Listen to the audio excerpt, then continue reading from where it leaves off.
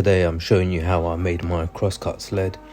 First I'm just ripping down a piece to a size I know that I want to use as a base, and I'm just using 18mm plywood here.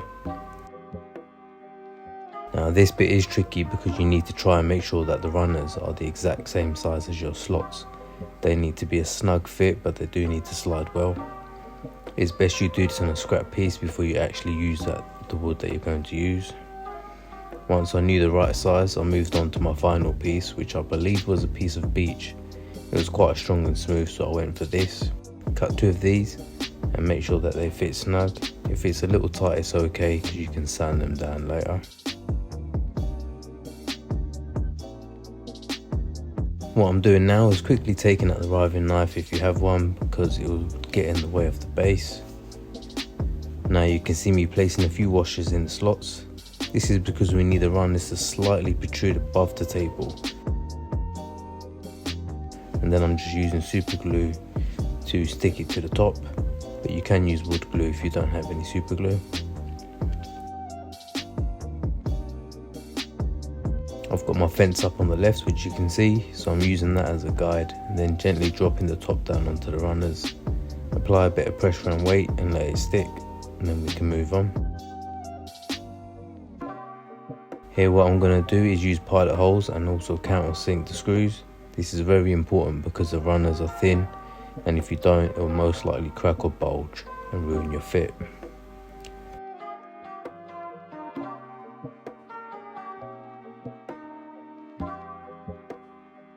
Incoming interruption.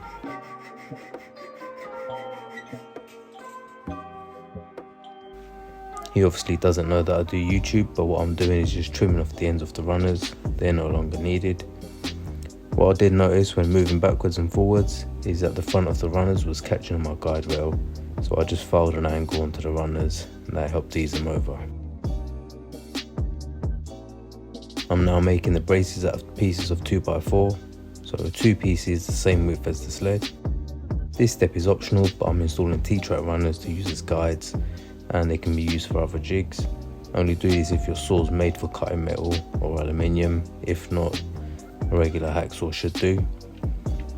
To fit these runners, I'm using the table router that I made the other week, so I'll have that linked above or below, and it's making a nice slot which the runners can go into.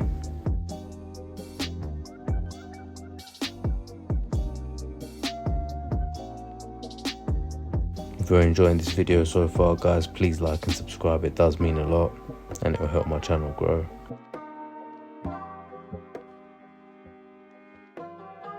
The back fence doesn't matter too much, but just have it square as possible. Again, it doesn't need to be fully accurate, but again, use pilot holes and countersink your screws, because if you don't, then this will scratch and catch on your table.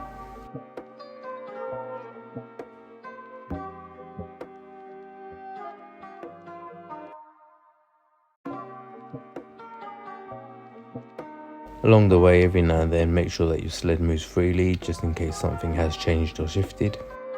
Now, this is where we really start paying attention. The front brace does need to be exactly square if you want accurate cuts. I'm fitting 1 screw in the end, and then I'll be able to use this as a pivot point. Get it lined up and go through and make a cut, but make sure it doesn't go all the way to the front just yet. Now there's plenty of methods out there which you can find, but I'm just using squares, and I'm lining the front brace up to my blade. This could take a while. Pay attention to this bit, and it may need adjusting, but it'll be worth it in the end.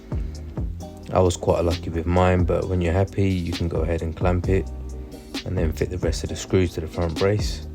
Again, make sure that you use pilot holes and you are countersinking those screws.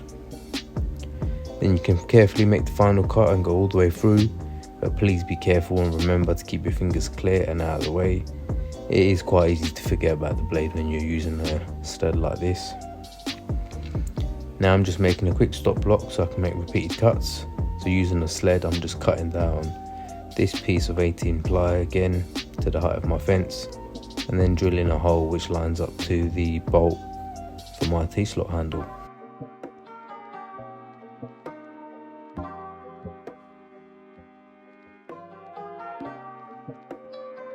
I also have cut this down a bit smaller because I got to the end and it was catching quite a bit. So if you're wondering why it looks smaller, it's because it is.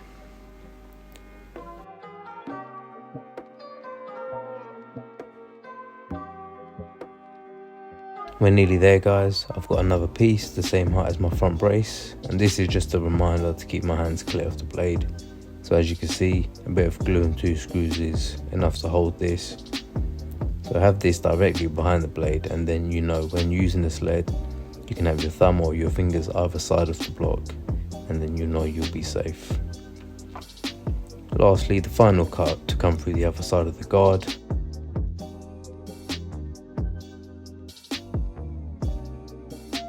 And then I'll show you a few cuts here. My sled was starting to get a little bit sticky for some reason, but a little bit of sanding should sort this out.